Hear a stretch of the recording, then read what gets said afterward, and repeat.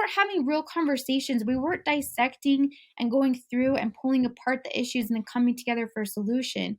And so that it's uncomfortable, but it needs to happen because that starts building that trust factor and that starts building those real relationships. Got it. Awesome. And then, so from there, now I have some of those relationships. What to really build people up and make sure they're on the right path and I'm setting them up for success? What are some of the key KPIs that I need to list out and really start tracking, or what do you start with?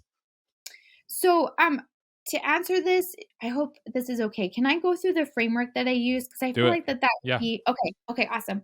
So this is what I do when it comes to KPIs because a lot of times there's just not a lot of clarity of where we're going. This can be because there's too many priorities in place. The practitioner isn't really clear on the vision, et cetera, et cetera. So the framework that I use is one, I want the CEO and the DOO to come together to get clarity on the vision. So the vision is the 3 to 5 years out. And then when the practitioner is saying, I want to be able to reach XYZ goals, so then we start to develop the drivers.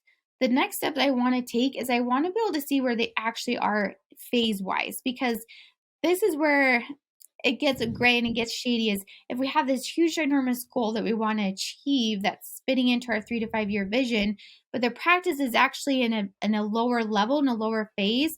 We can't just jump all the way to Z. We have to take the steps from A to Z to get there.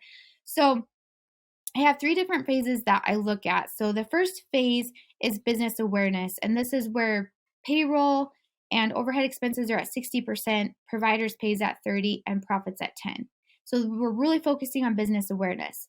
The second phase is really increasing the revenue and optimizing the patient flow. And so between payroll and overhead is at 55%, doctor pays at 30, and then profits at 15%.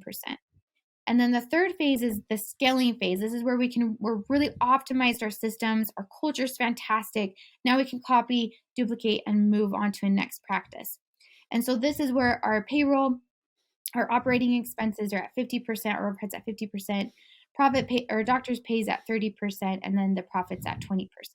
Mm-hmm. So I explain all that because if we have this big vision that we want to open these 2 or 3 locations, but we're actually in phase 1, the priorities there need to be at phase 1. So we need to be on that business awareness. We can't just jump and start making these drivers to push these objectives, to push these KPIs if we don't have the right phase in place to support that.